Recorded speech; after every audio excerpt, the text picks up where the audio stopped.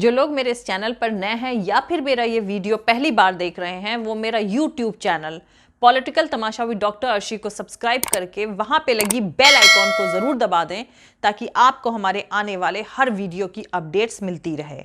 और दोस्तों, अगर आपको हमारा काम पसंद आता है, हमारे वीडियोस पसंद आते हैं, तो www.patreon.com/Dr अर्शी खान पर जाकर डोनेट करके आप हमारे काम को सपोर्ट कर सकते हैं। तो चलिए आज के नए सियासी तमाशे के सफर को शुरू करते हैं।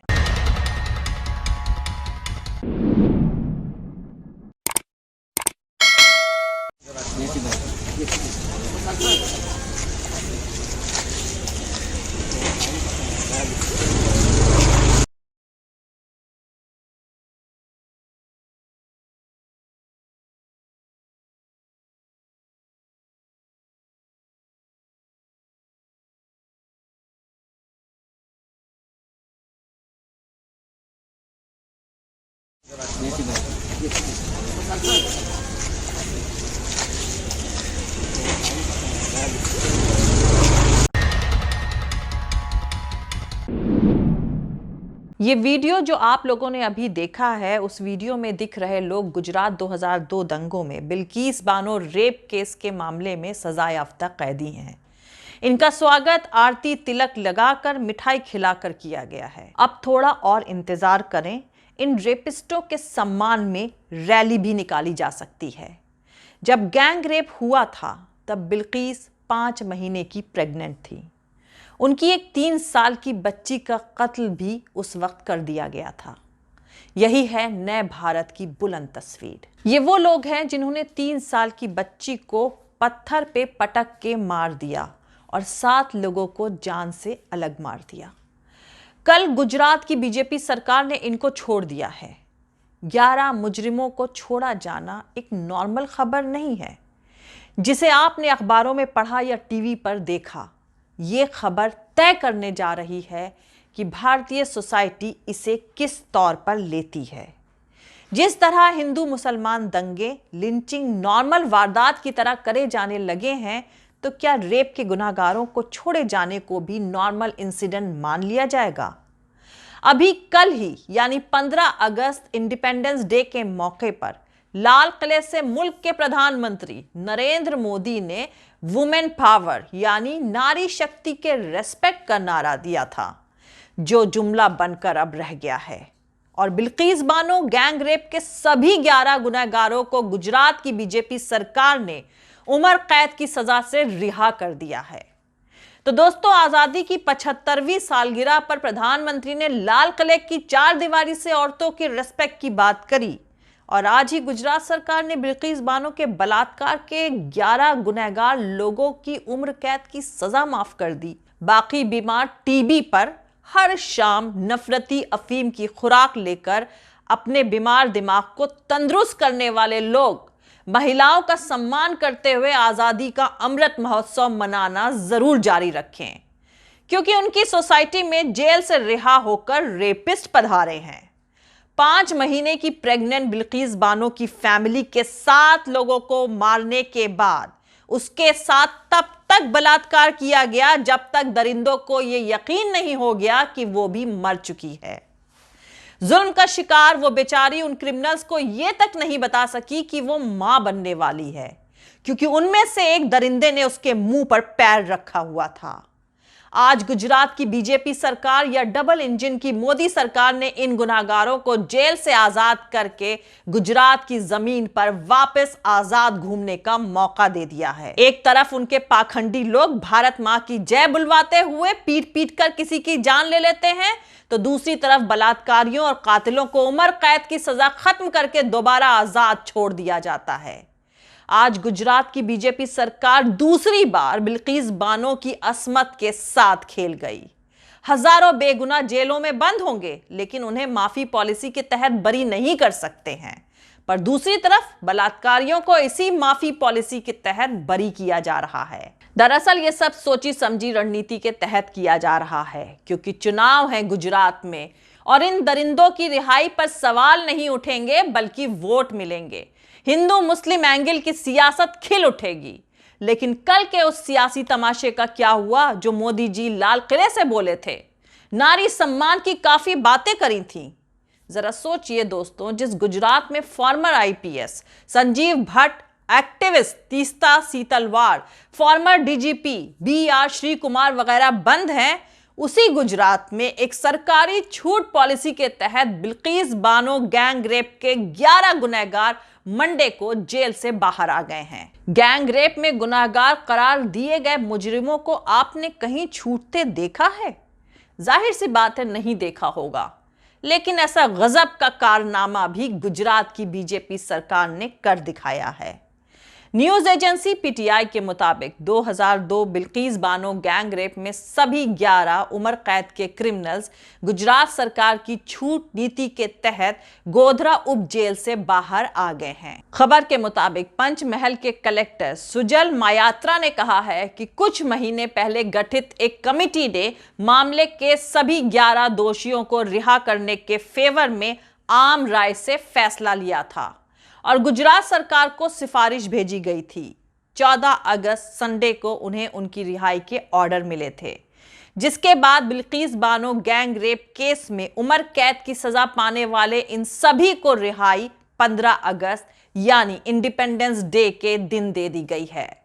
ये सभी गोधरा जेल में बंद थे। आपको बता दूं कि गोधरा में साबरमती ट्रेन को जलाने और कार सेवकों के मारे जाने के बाद गुजरात में बड़े पैमाने पर कम्युनल दंगे हुए थे।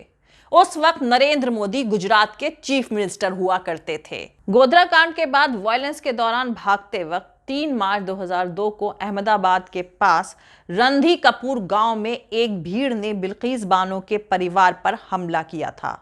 इस दौरान 5 महीने की प्रेग्नेंट बिल्किस बानो के साथ गैंग रेप किया गया था और उनकी 3 साल की बेटी सालेहा की भी बेरहमी से हत्या कर दी गई थी। उस वक्त बिल्किस करीब 20 साल की थी। इस दंगे में बिल्किस बानो की मां, छोटी बहन और दूसरे रिश्तेदार समेत 14 लोग मारे गए थे। बिल्किस बानो के मामले की सुनवाई शुरुआत में अहमदाबाद में शुरू हुई थी। जब बिल्किस बानो ने गवाहों को नुकसान पहुंचाने का शक जाहिर किया तो सुप्रीम कोर्ट ने अगस्त 2004 में मामले को बॉम्बे हाई कोर्ट में ट्रांसफर कर दिया था। 21 जनवरी 2008 को मुंबई की एक स्पेशल सीबीआई अदालत ने बिल्किस बानो के साथ गैंग रेप और परिवार के 7 लोगों की हत्या के इल्जाम में 11 अभियुक्तों को उम्र कैद की सजा सुनाई थी। बाद में बॉम्बे हाई कोर्ट ने उनकी सजा को बरकरार रखा था। 15 साल से ज्यादा की जेल की सजा काटने के बाद कसूरवारों में से एक ने वक्त से पहले रिहाई के लिए सुप्रीम कोर्ट का दरवाजा खटखटाया था और सुप्रीम कोर्ट ने गुजरात सरकार को सजा में छूट के मुद्दे पर गौर करने का डायरेक्शन दिया था। कोर्ट के डायरेक्शन के बाद गुजरात सरकार ने इस मामले में एक कमेटी बनाई थी और इस कमेटी ने कुछ महीने पहले इस मामले के सभी 11 क्रिमिनल्स को रिहा करने के फेवर में एक मत से फैसला लिया और गुजरात सरकार को सिफारिश भेजी गई, जिसके बाद रिहाई का ऑर्डर दिया गया। हालांकि इसी केस में पहले पुलिस वालों और 2 डॉक्टरों समेत 7 लोगों को बरी कर दिया गया था, जिन पर सबूतों के साथ छेड़छाड़ करने का इल्जाम था। खैर, अब समझने वाली बात यह है कि बीजेपी सरकार की छूट पॉलिसी का फायदा उठाकर 11 गैंग रेपिस्ट क्रिमिनल्स बाहर तो आ गए, लेकिन उसी गुजरात में former IPS officer Sanjeev Bhatt 3 सालों से जेल में बंद है। हर बार हर कोर्ट से उनकी जमानत अर्जी खारिज कर दी जाती है।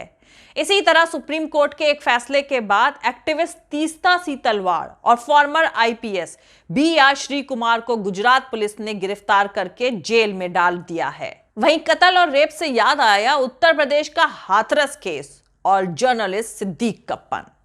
दरअसल सिद्दीक कप्पन तब उत्तर प्रदेश के हाथरस में एक दलित लड़की के साथ रेप और उसकी हत्या की खबर कवर करने के लिए जा रहे थे। सिद्दीक कप्पन को 5 अक्टूबर 2020 को गिरफ्तार किया गया था और तब से वो जेल में है। जरा सोचिए, न्यू इंडिया में गुजरात की बीजेपी सरकार अदालत से सजा पाए रेप और कत्ल के गुनाहगारों को जेल से रिहा कर रही है। वहीं दूसरी तरफ उत्तर प्रदेश की बीजेपी सरकार एक जर्नलिस्ट को रेप और हत्या की खबर कवर करने के चलते गिरफ्तार करके जेल भेज रही है। सिद्दीक कप्पन पर सोसाइटी में अमन भंग करने के मामले में आतंकवाद रोधी कानून यूपीए के तहत इल्जाम तय करे गए। सिद्दीक कप्पन को 5 अक्टूबर 2020 को popular front of India PFI के 3 मेंबर्स के साथ गिरफ्तार किया गया था, जो उनके साथ सफर कर रहे थे। सिद्दीक कप्पन तब उत्तर प्रदेश के हाथरस में एक दलित लड़की के साथ रेप और उसकी हत्या की खबर को कवर करने के लिए जा रहे थे। इलाहाबाद हाईकोर्ट की लखनऊ बेंच ने कप्पन की जमानत याचिका को खारिज कर दिया था। अखबार के मुताबिक हाईकोर्ट ने कहा था कि हाथरस में पत्रकारों का कोई काम नहीं था और सिद्दीक कप्पन के साथ जो लोग थे वो मीडिया से जुड़े हुए नहीं हैं। कप्पन ने पुलिस के इल्जामों को खारिज किया है कि वो पीएफआई के मेंबर्स हैं। तो यहां पर मैं आपको साफ कर दूं कि कप्पन दिल्ली में मलयालम न्यूज पोर्टल azimukham.com के लिए काम करते थे। इसके साथ ही वो Kerala union of working journalist के सेक्रेटरी भी थे। खैर, केस हैंडल करने में हिंदू और मुसलमान में कितना फर्क किया जाता है, इसकी एक ताजा मिसाल मैं आपको दे दूं। तो दोस्तों, 56 साल के विष्णु भौमिक साउथ मुंबई जैसे पॉश इलाके में ज्वेलरी की दुकान चलाते हैं।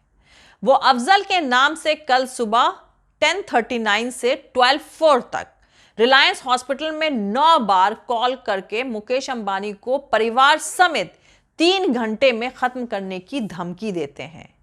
इन्हें पकड़ा जाता है। पहले पुलिस बहाना बनाती है कि वो मेंटली रिटार्डेड है। बाद में पता चलता है कि ऐसा कुछ भी नहीं है और वो दिमागी तौर से बिल्कुल ठीक है। कमाल की बात तो यह है कि पुलिस ने उन्हें ऑफिशियली तौर से फिलहाल अभी तक, यानी जब तक मैं ये वीडियो बना रही हूं तब तक तो गिरफ्तार भी नहीं किया हुआ है। और अगर यही काम अब तक किसी अफजल ने विष्णु भौमिक बनकर किया होता तो आज सुबह से रात तक उसकी 7 पुश्तें आतंकवादी डिक्लेयर हो गई होती और तमाम न्यूज चैनल नंगे होकर नाच रहे होते। खैर, नाइंसाफी की बात हो रही है तो आपको यह भी बता दूं कि जेल में बंद पत्रकार सिद्दीक कप्पन की 9 साल की बेटी ने मंडे को इंडिपेंडेंस डे के मौके पर केरल के अपने स्कूल में भाषण दिया और एकता की अपील करी है। सिद्दीक कप्पन की बेटी ने नागरिकों के हक की अहमियत को हाईलाइट करते हुए कहा कि मजहब, रंग और सियासत के नाम पर सिटीजन्स को उनके राइट से डिप्राइव्ड, यानी उनके हक से उनको वंचित नहीं किया जा सकता है। कोलकाता से पब्लिश होने वाले अंग्रेजी डेली न्यूज़पेपर द टेलीग्राफ ने सिद्दीक कप्पन की बेटी महनाज कप्पन के भाषण को प्रायोरिटी से जगह दी है। महनाज कप्पन केरल में मलाप्पुरम जिले के वेनगारा में जीएलपी स्कूल की 4th क्लास की स्टूडेंट हैं। उन्होंने इंडिपेंडेंस डे के मौके पर कहा कि मैं सिद्दीक कप्पन की बेटी महनाज कप्पन हूं। मेरे पिता एक पत्रकार हैं और उन्हें जेल में बंद कर दिया गया है। एक नागरिक को जो सारे हक मिलते हैं उनसे मेरे पिता को डिप्राइव कर दिया गया है। जरा सोचिए, कल ही मुल्क के मुखिया ने लाल किले से वुमेन एम्पावरमेंट यानी नारी शक्ति के रेस्पेक्ट का जुमला फेंका है और एक 4th क्लास की बच्ची जेल में बंद अपने पिता के सारे हक छीन लिए जाने की बात कर रही है। और रेप के जुर्म में उम्र कैद की सजा पा चुके क्रिमिनल्स को सियासी फायदा हासिल करने के मकसद से रिहा कर दिया गया है। यही है आज का न्यू इंडिया।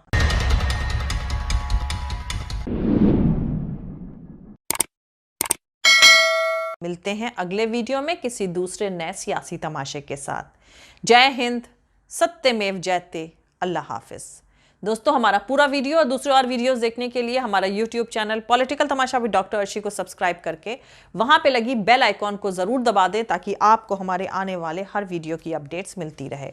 और दोस्तों, अगर आपको हमारा काम पसंद आता है, हमारे वीडियोस पसंद आते हैं तो www.patreon.com/dr अर्शी खान पर जाकर डोनेट करके आप हमारे काम को सपोर्ट कर सकते हैं।